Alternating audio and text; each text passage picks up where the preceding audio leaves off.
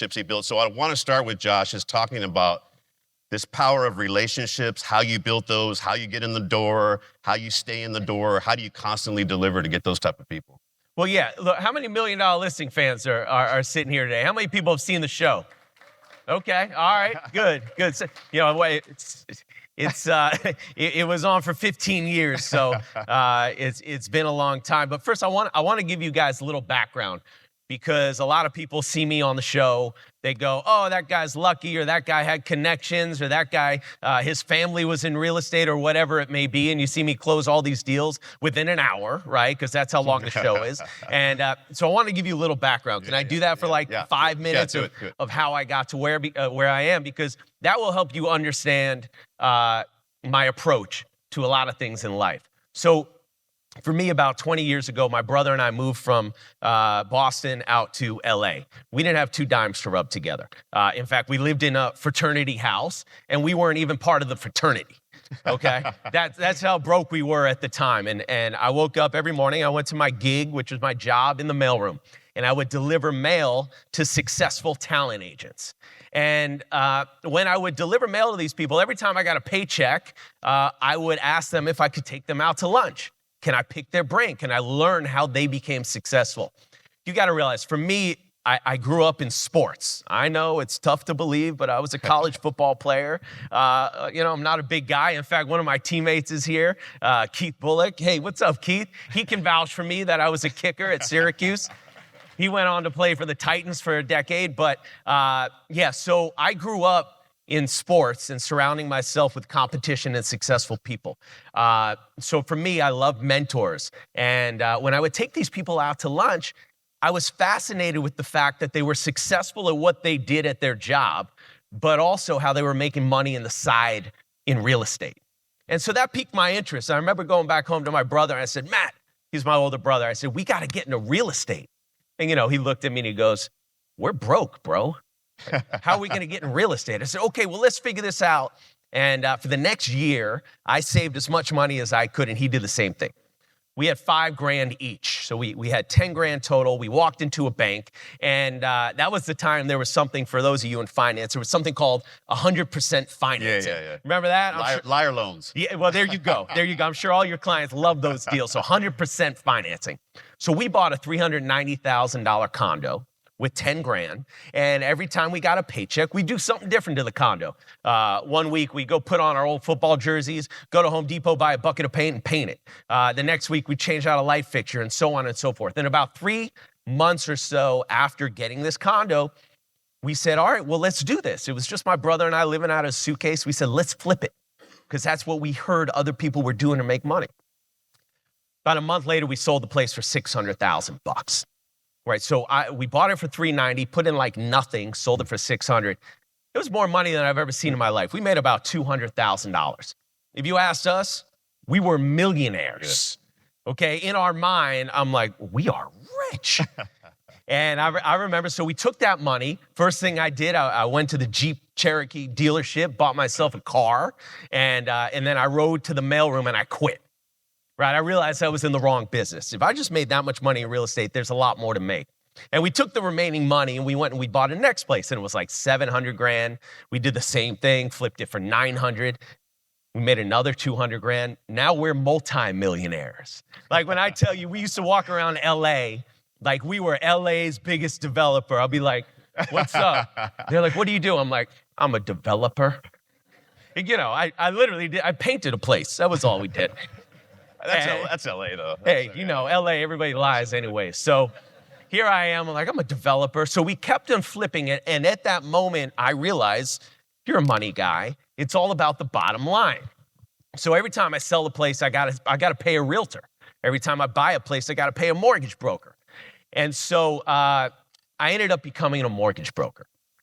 And that was an amazing business to get me to where I am today and the things that I learned. And so I got in the mortgage business when it was crazy. And I remember walking up and down the streets of Beverly Hills, because I said to myself, I was like, listen, if I'm going to mortgage a house, I want to mortgage the biggest damn house you've ever seen, right? Go big or go home. That was my attitude. And so I walked up and down those streets, and I ended up joining the company that promised me the best leads. right? The Glengarry leads. You know, right? The better the lead, the more dough you make. That's it. So I went with them, and I remember I put on my suit. I was practicing my pitch the night before, and I walk into the office. The guy says, "Go sit down. I'll bring you the leads." And I sat in my cubicle next to 75 other people, and he drops the phone book on my desk. Now, how many people in this room have called out of a phone book before? A lot of entrepreneurs here, doing lots of different things, right? You learn a couple things when you call out of a phone book. What do you learn? Right. You learn how to sell, right? You learn how to embrace rejection. You learn how to turn no's into yeses. You learn how to have shark skin, and every time someone says no, it fuels the fire inside you, and you want to do better. I learned a lot doing that, and eventually I became the top broker in that Beverly Hills mortgage company. I'm giving you the fast forward version. Started my own company. My Jeep Cherokee turned into, 6 cars. My friends are like, I want to do what you're doing. How are you making all that money? So I hired all my best friends, and there's movies like this part. And I'm not going to say the movies, but we're rocking and rolling. We were of the mindset, I would make 10 grand on a deal. We would go out that night and spend 11 grand celebrating. Okay? I'm not a business manager or a money manager, Rob. That's pretty stupid, no? Yeah, usually economics don't work. Yeah, that doesn't work. I'm pretty sure that doesn't work. So, eventually we were crushing it, and I was keeping my head down. I became a millionaire at the age of 26, and then This is a real millionaire. This wasn't a 200,000. No, this was $1 million and like $10. Okay, like that. But everyone knew you were a millionaire. Hey, but I let everybody know I was a millionaire. I just passed it. It was before taxes, but whatever. It's fine. You guys know that feeling. You always put half away. Or have Rob invest it, and then you don't have to. So, anyways, 2007 happens. Now, for those of you who are old enough, you understand what I'm going to talk about right now. It shut off like overnight.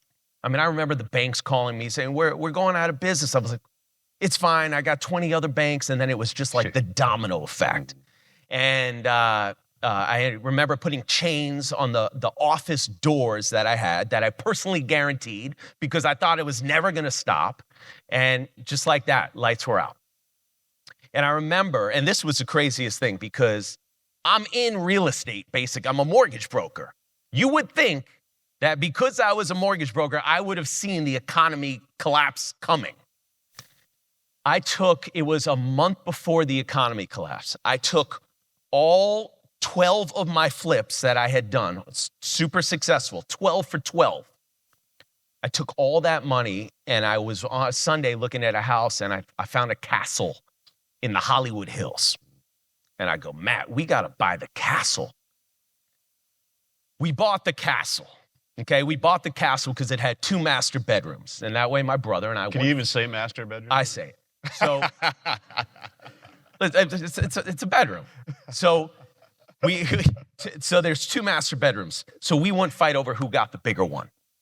And I remember we're in this giant house. We bought it for like $3.6 million. And it was all the money we had. I think we put down it was 1.1 or 1.2 million bucks we put down. And 3 weeks later, economy collapsed. I realized very quickly, I wake up in a cold sweat and I take the elevator down to my brother's room. And yeah, don't buy a house with an elevator, by the way.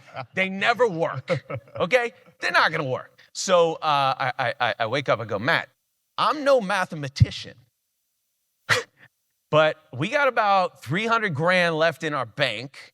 And let's see, our cars, because we needed, all these cars for the 2 of us, our cars, our house, everything, it costs about $53,000 a month just to get out of bed. I was like, so yeah, in about 6 months, we're done. It's like, okay, cool. We'll put the house back on the market. We'll sell it quick. We'll just add the commission on top of it. We'll get out. Nothing. A month later, we lower it to a little under what we bought it for. Nothing. A month later, lower it. 2.8, 2.6, 2.4, 2.2, 2.18. We sold the house for $1.8 million. Our entire life of our trajectory in making money from when we had 2 dimes to rub together, when we didn't have 2 dimes to rub together, up to becoming millionaires, wiped out.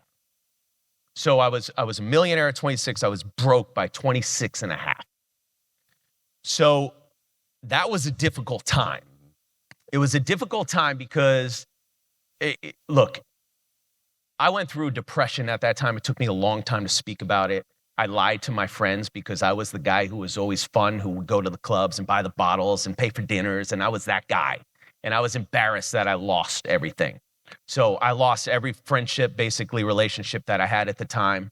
Rob, you know, we work out every morning. That's just our thing. We'll get into that in a little bit, but I couldn't leave the house for months and months. I was down and out.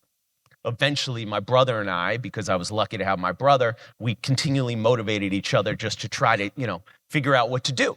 And we started to do like, oh, what's the next get rich quick thing? Like that was our mentality, right? We did it quick, so let's do it quick again. I don't want to wait.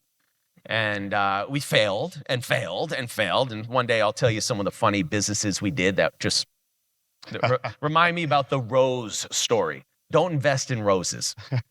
They die 4 days later, okay? I'm going to leave it at that.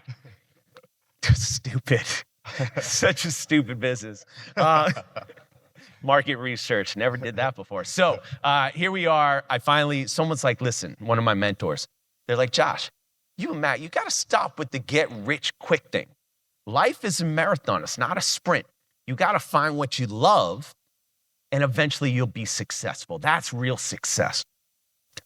So he was like, so what do you like? I was like, well, and I had been a mortgage broker. We've been flipping houses. I go, well, we're broke, so the only thing we like to do is on Sunday go see open houses because they're free. And we like to walk through big houses because they motivate us. He's like, well, just become real estate agents. And that literally was it. That's how we became real estate agents, 2008, after losing everything.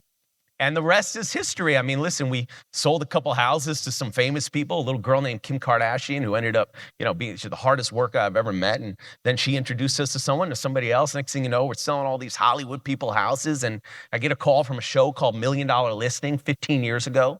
And they go, it's funny. They go, hey, we want to meet with you. And, I call my mom. I'm from Boston. I go, Ma, I got a show. And she's so excited. She's calling all her friends in Boston, all the moms.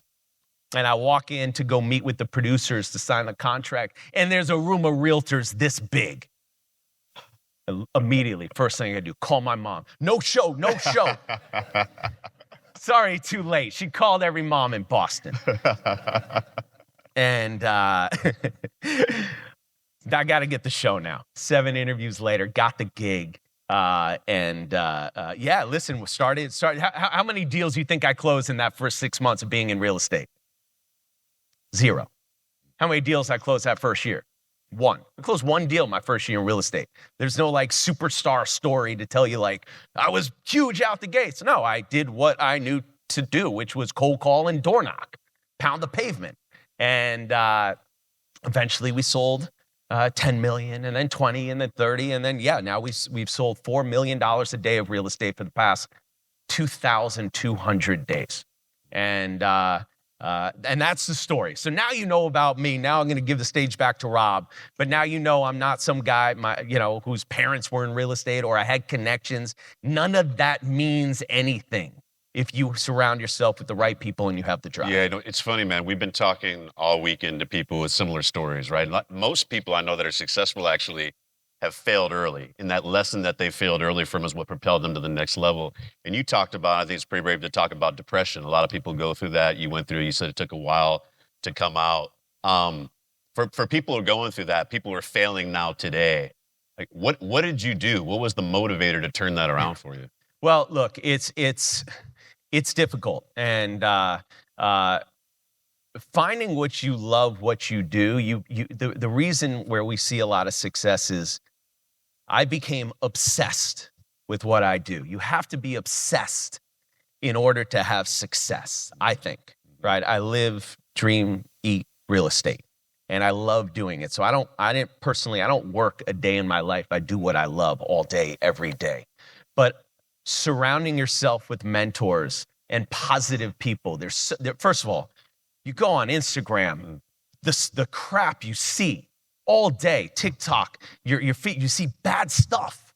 You see, and listen, I'm not downplaying anything that's going on in the world, but a lot of that can take you down, right? So you got to be able to pull yourself away from that stuff and keep your eye on the ball.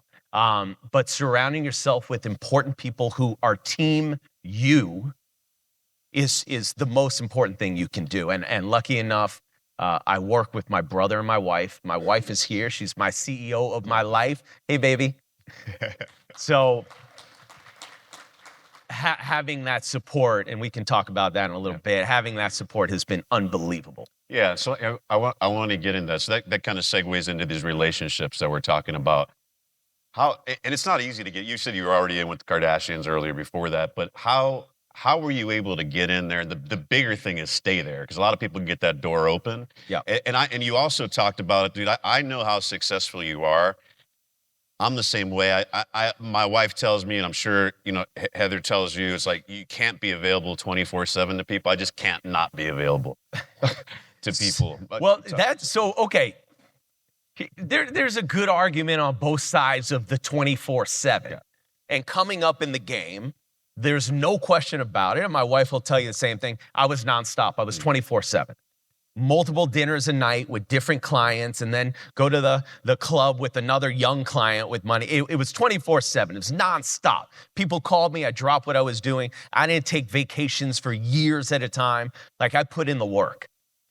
But the coolest thing that we've learned lately is to set boundaries. You can be 24/7. You can accomplish what you want in your business, in your life, if you approach it the correct way, in a hell of a lot less time than 24/7. So since we've had kids, my wife and I, a lot has changed for us. And you realize very quickly, I mean, I'm 46 years old. You see what's going on in the world. You lose people along the way, and you go, man, life is short. I don't want to be one of those people who just works till I die. And you have this opportunity. I saw an Instagram post once that said, don't work your whole life so then you have enough money to hang with your family in 10 years, because your kids are not going to want to hang with you when they're older. And so that was interesting. I was like, okay, yeah, they're teenagers. They don't want to hang with us anymore. So I have a very small window. My kids are 6 and 8. I have a very small window where I can try to be as present as possible, be there for them, and that's the most important time for us.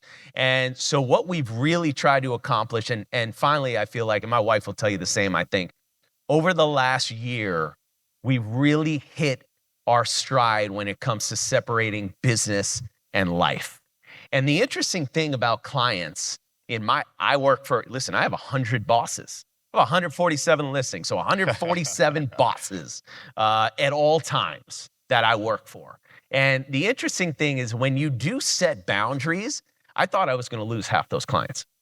I thought, I was like, oh man, they're going to know I'm not 24/7 anymore. They're going to know I have kids and my priority is family. They're not going to use me anymore.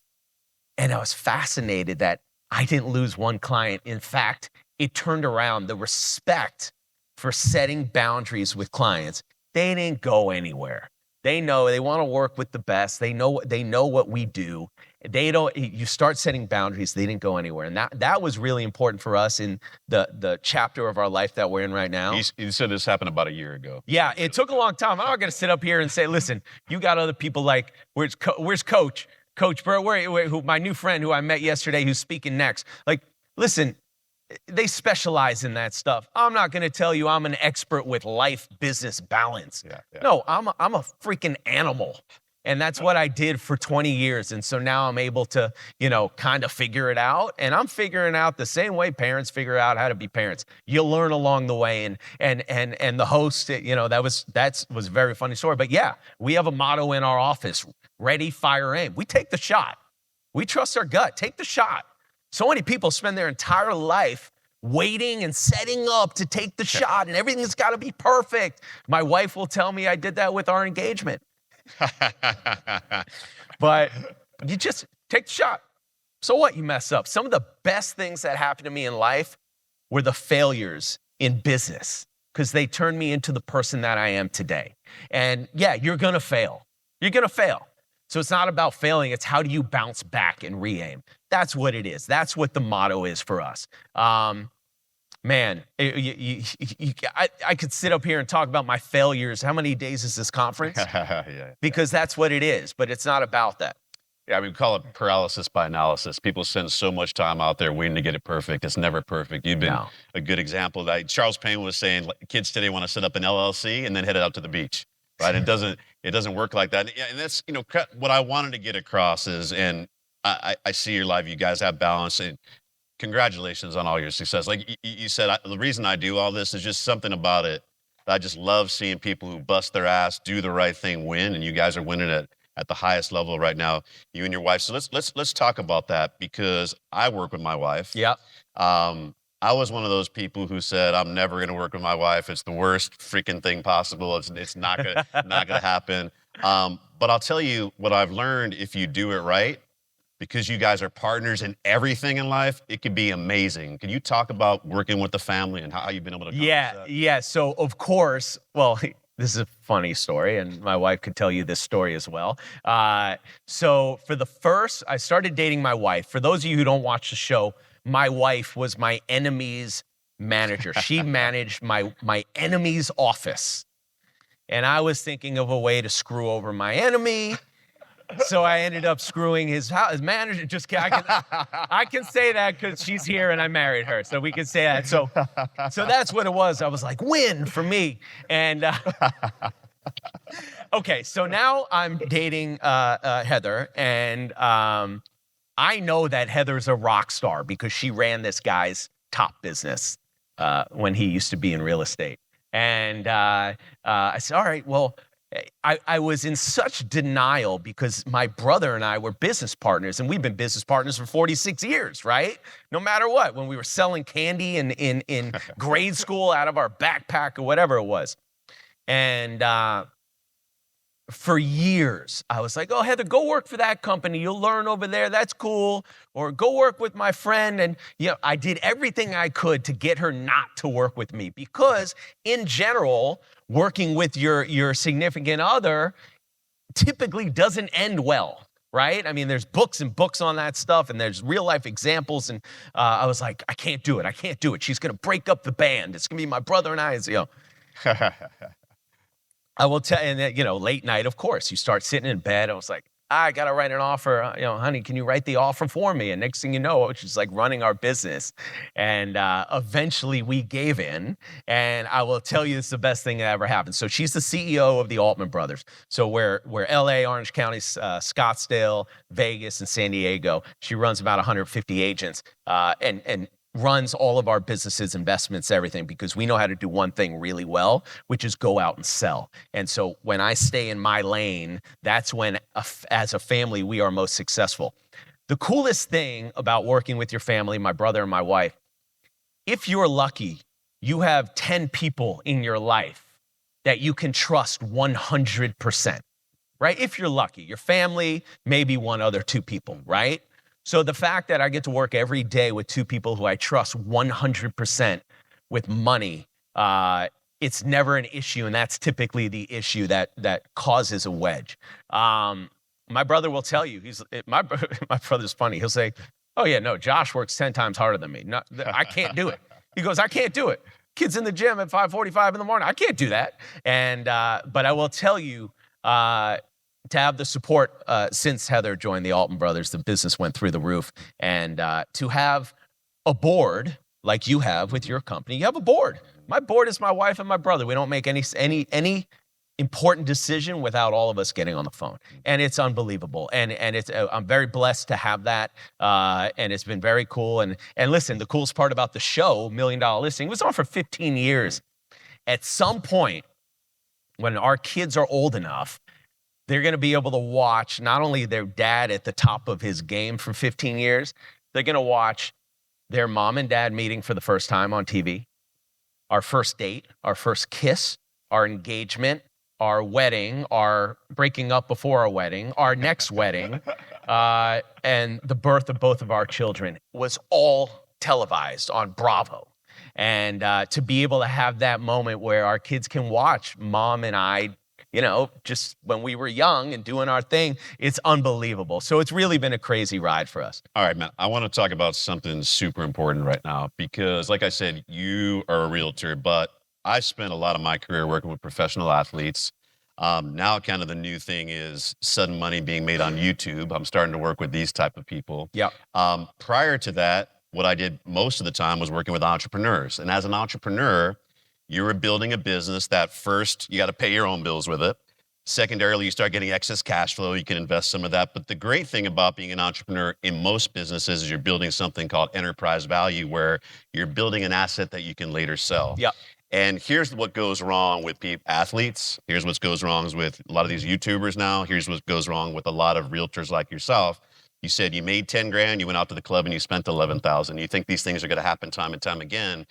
And there are some exceptions, but the vast majority of those businesses I mentioned do not really build enterprise value. Right. Correct. So I think you understood that at a very, very early period in your life. And what you were doing right now, and you're pretty much there, is you're taking a lot of that money, putting it into investments so that when the lights go out, you sit back and you're collecting the dividends from those investments. Can you talk about how you and Heather have done that? Well, the good thing about the failure of me losing everything when I happened to be 26 and a half years old, I didn't have kids, but it was the greatest learning experience ever when it comes to money. So since then, you always think twice whatever investment you do.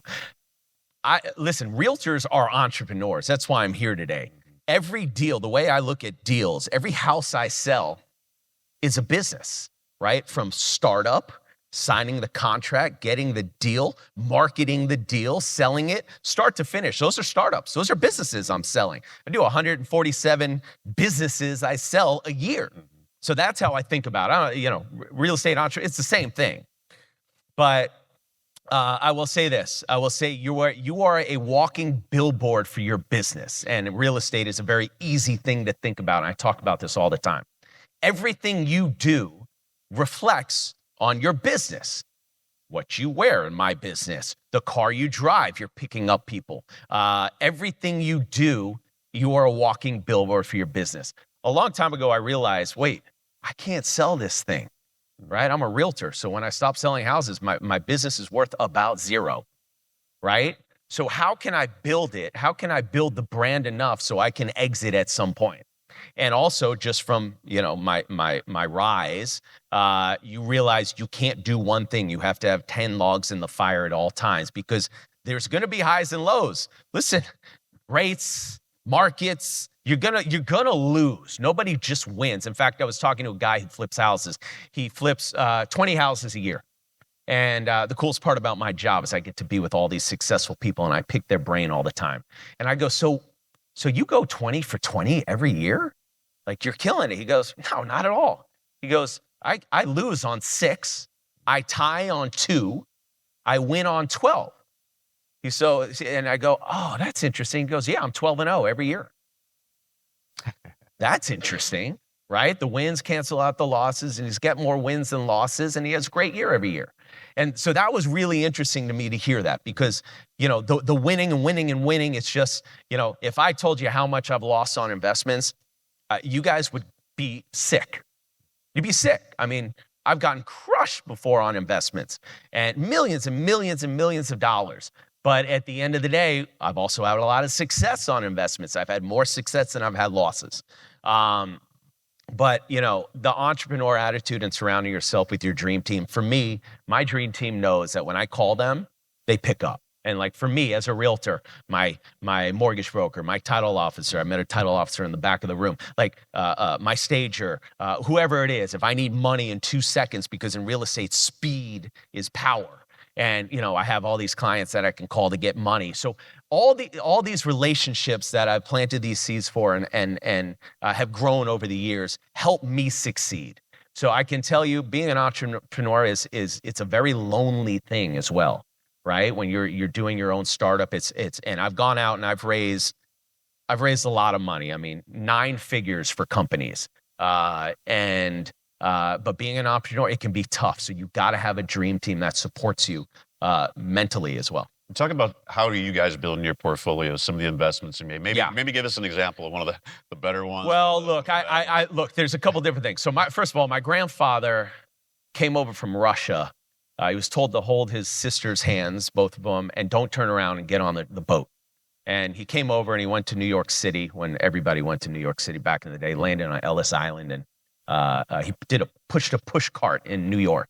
And then eventually over the years, he ended up having some success and he became a factor, which these days you would know as a hard money lender, a loan shark, something like that. And I remember my grandfather, he would always say, money's for lending, not for spending. You go, Josh, money's for lending, not for spending. And just like that. Right? Just like that, exactly like that. And so look, at what I can say about investing, I like to stay in my lane. I know real estate, I think, better than most people in the world.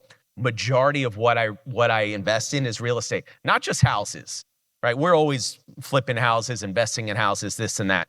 But the products that I use, I invest in things that I like.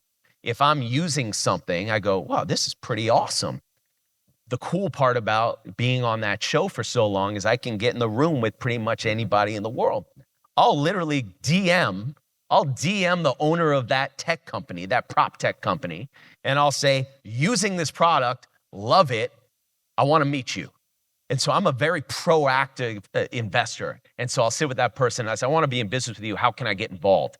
What can we do? And then I end up investing in a lot of these things. Invest in what you love. The other thing is just have people do it for you. Like there's very few people, if Rob called me up and said, listen, I'm investing in this, you should invest in it. I'll invest in it because I know Rob and it's been a decade and I know the type of person he is. You invest in people that you like, that you believe in. And listen, we have some fun investments just like everybody. And, hopefully a couple of them will hit in life. And, that's how I look at it. But every dollar I ever invest, except in real estate, I expect to lose. Maybe it's because I lost everything before, but every investment, if I need the money, I don't invest. So, because we got a lot of entrepreneurs that listen to this, I think first of all, you said it took 20 years to get, because I think the balance thing is bullshit. I think to get to the level of success, I've never seen anybody do it without doing exactly what you did. Everyone that's got up here has talked about it. The key is you want to get there as fast as possible, and then you need to realize it's not going to last forever. The only way I think probably, you tell me if I'm wrong, you, Heather, Matt, are able to actually now have that balance is because you put a team in place, right? And that team's able to do a lot of that. How are you able to do that? How do you lead? What's your leadership style, Heather's leadership style? Because I think that's what allows you to continue to do this. And what I would also say is, if you could do that right, your career versus most realtors can continue without you for a little longer period of time, and that cash will continue to come in. Maybe a little lower split, but it'll continue to come in. Well, yeah, I mean, listen, I can tell you a quick story. When I was coming up in real estate, and I had never closed a big deal, and I finally got a listing appointment for a $10 million listing. And I'm like, oh my God, and I researched the guy, very well-known guy, happens to be a billionaire now. And I was like, Harvard, this, that. I was like, oh man, this guy's going to be, I'm not getting this thing. I'm a young kid. This is my first crack at a big deal. And I remember going up to the biggest whale of a real estate agent in my company. And I joined that company because everybody was a hitter. I was like, I don't mind if I'm the worst at this company because everybody's successful. And I went up to him. I said, listen to me. I need you for a minute. I said, I want to do a listing appointment. I'm going to bring you in on it. I'm going to give you 50% of the deal. You don't have to do anything. Just come with me for that 1 hour. And obviously, and it doesn't matter how successful you are, you're like 10 million bucks, 5 million. No, okay, about an hour for 100 grand. Great. We went in. First thing the guy said is, well, how many other 10, 15, $20 million listings do you have? I would have been toast. I had none.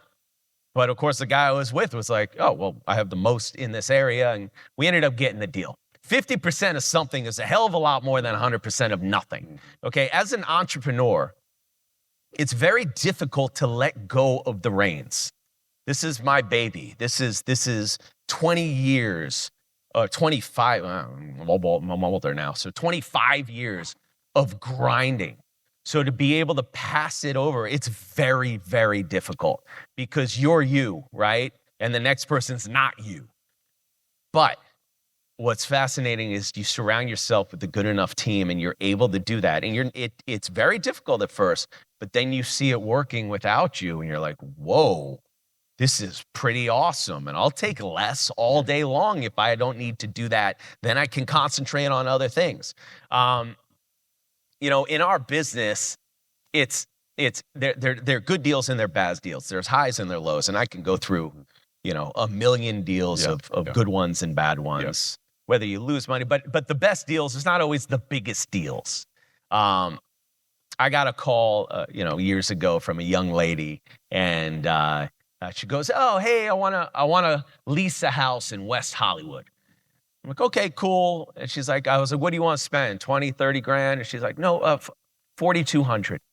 I go, I'm like, man, I'm thinking in my head, typical realtor, 4,200 bucks. All right, I'm gonna make like 600 bucks on this deal.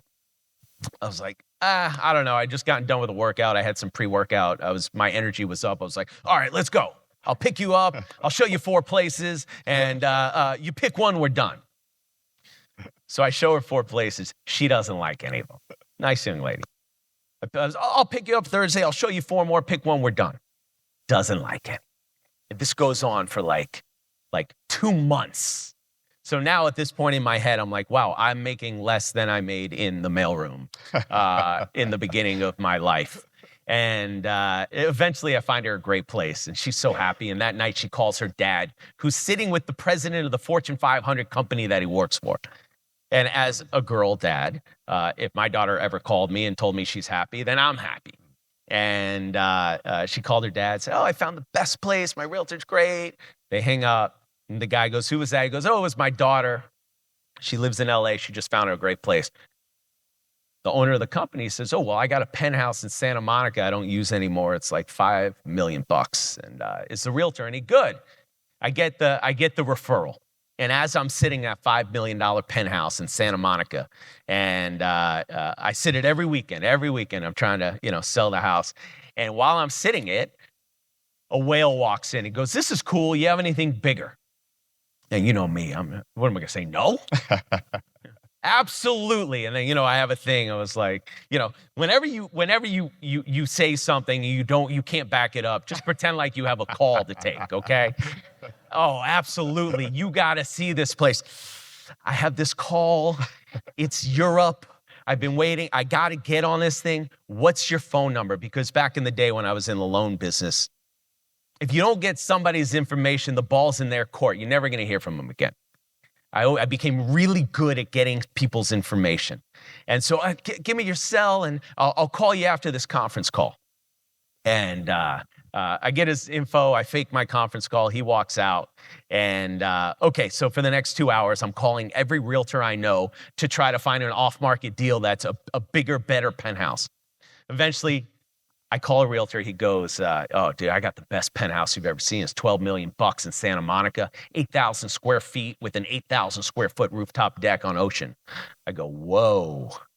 Call the guy up, show it to him, end up selling him what then was the most expensive condo sale in the history of Santa Monica.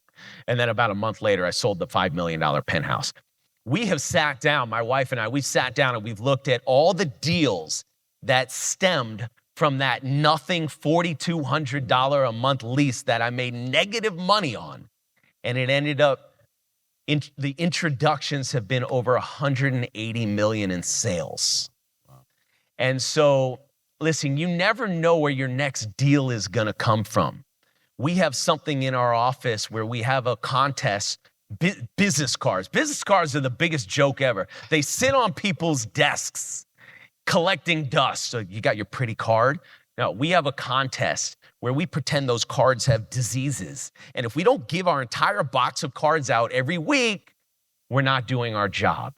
Talk to everyone. You don't know who you're sitting next to. Listen, I live in LA. People wear flip-flops and ripped t-shirts and they're worth $1 billion. You don't know, especially with AI or crypto or this or that. You don't know who you're sitting next to. Talk to everybody if you're an entrepreneur. You never know who knows who and the doors that it will open for you. So kind of closing this, people are listening to this. They see you guys, what you're doing. A lot of people, I'm sure, are going to get motivated, fired up to go out and do this. And then they're going to go. Yeah, when you become rich, you better call me, okay? Yeah. I get 2.5% of that deal. Last kind of bit of advice, whether it's They're starting a plumbing company. They're a realtor. If you were starting all over again today, Yeah. if you lost everything, including your contacts, what would you be doing? And I'm putting you on the spot with this one, I know. Jeez. But I need to know. That's you don't watch my podcast. That's the closing question. Of course I watch your podcast, Rob. I got to take this call. Hold on. Yeah. Well, that's interesting. When I first moved out to LA, I always wanted to be a talent agent, right? I wanted to negotiate movie deals for celebrities. And that's what got me to come out and start in the mailroom and an entertainment business. But look, I love being an entrepreneur. I love creating and depending on myself. We have 150 realtors that work for us. 10 of us do $1.5 billion a year. Everybody else doesn't do squat, okay? To be able to find rock stars like yourselves is extremely difficult. We've gotten to in the mode of our company where less is more. You spend your whole life building, and then you realize most of it is noise and headache. So now we're getting rid of, and keeping the ship really tight. So finding a rock star is what I was getting at, is very difficult. You can depend on yourself 100%. I will tell you that this is not part of the question, but I will tell you because it's a huge part of my life and I deal with these people. The coolest part about my business is I get to drive around in cars and show mansions to some of the most successful, interesting people on the planet. So I get to do this with them and then make them money. And then, look, you make somebody money, you're going to be on their speed dial for the rest of their life. So the access that I have to these people is unbelievable. And I love that about my business, that part. And then also the part where I get to hand the keys over to these people who just made the biggest investment of their life, which is a house. And I get to be with them at certain moments, whether it be they just got married, they need a house. They just got a kid, they need a house. They just got divorced, I just got 2 listings, whatever it may be, right? So there's so many great things about that keep me excited about what I do. And you gotta love what you do. You gotta do that. But I don't even remember what your question is, but I'm having so much fun up here talking to you guys. Yeah. And let me see, I wanna leave you with a really good story. Let me think about a really good story that I can tell you.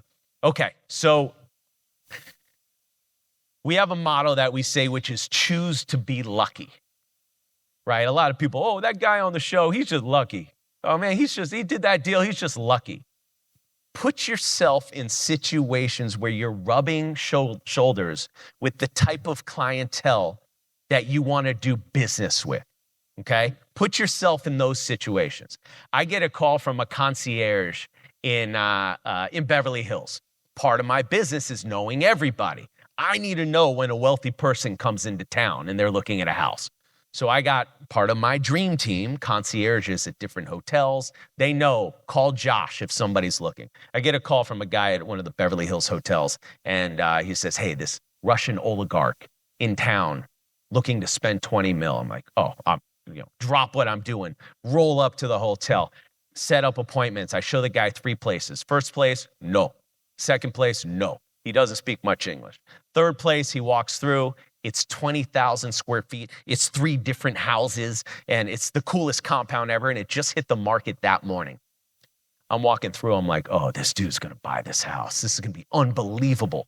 And he walks through. He walks out. He goes, no. I'm like, okay, fine. I drop him off at the hotel. What I do next is, because I have ADD, if you haven't been able to tell, I have ADD. And I've been able to tell the whole You've been able to tell? Yeah. This is no longer pre-workout. I don't think this you is answered just one ADD. question, but Yeah. You know those questions? Forget them. It's the Josh show. The Josh show. So here I am, and I instead of sitting in my office, because I get really antsy, I go and I sit. It's Starbucks. You guys may have heard of it. It's a big company. So I sit at Starbucks, but not just any Starbucks. I sit at a very specific Starbucks in Beverly Hills that's right across from all the talent agencies. So all the talent agents, the talent managers, the celebrities, they all get their coffee there. And so I sit there, I open my computer to the MLS, I put out all the housing MLS sheets, I open the Wall Street Journal up to the mansion section, and basically I got a sign on my forehead that says, I'm a realtor. Right? So I set up shop there at a high top table. And that day when I dropped that Russian oligarch off, in walks an NBA all-star. And like, what's cool about NBA All-Stars is you can't miss them, right? They're 6'7". And I'm like, oh my God. And I had just got my coffee. And in my mind, it was all slow motion in my mind. So I remember I grabbed my coffee and I was like, oh my God, that guy just got in line. So I like run over to the garbage and I throw my brand new coffee out. And then I like get back in line and I'm like, and I tap him, right? I tap him on his shoulder. And I was like, hey man, I'm Josh Altman, like greatest realtor in the world. You know, it's always good to have confidence, not ego, confidence. And I'm the greatest realtor in the world, big fan. Listen, man, you ever need a property, I got you. Now, by the way, I don't even know what I got you means when you're buying a house, but I got you. And he goes, oh, nice to meet you. I appreciate it. And he goes, it's funny because I was looking at houses the other day and literally I almost passed out in Starbucks. I'm like, this dude just said he was looking at houses, which means he's looking at houses, which is, I do that for a living. And, I go, well, what are you looking for?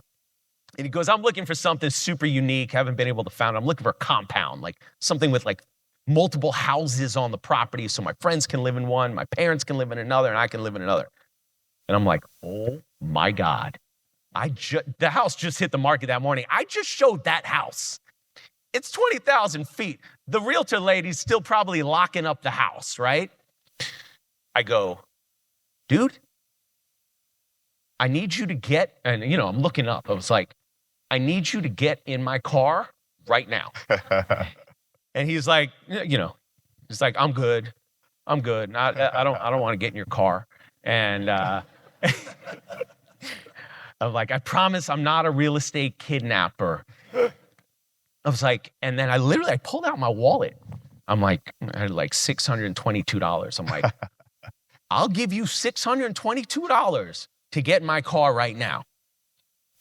This guy just made $47 million last year, right? He doesn't need $622. I eventually convince him to follow me. He wouldn't have fit in my car anyway, so it's fine. I bring him up to the house. He buys it on the spot for $18 million. Now, most people, this is the choose to be lucky story. Most people, what are they gonna say? Oh, that's just luck. That's just luck. Oh, your success is just luck. That's not luck. Choose to be lucky. Put yourself in situations where you surround yourself with the individuals you want to sell to. I choose that Starbucks because I knew who comes in to get coffee at that Starbucks. I was there for a reason. I set up my high top table with all real estate stuff so people know who I am. Choose to be lucky. I'll leave you with that one. Good stuff, man. All right, perfect. Thank you, folks.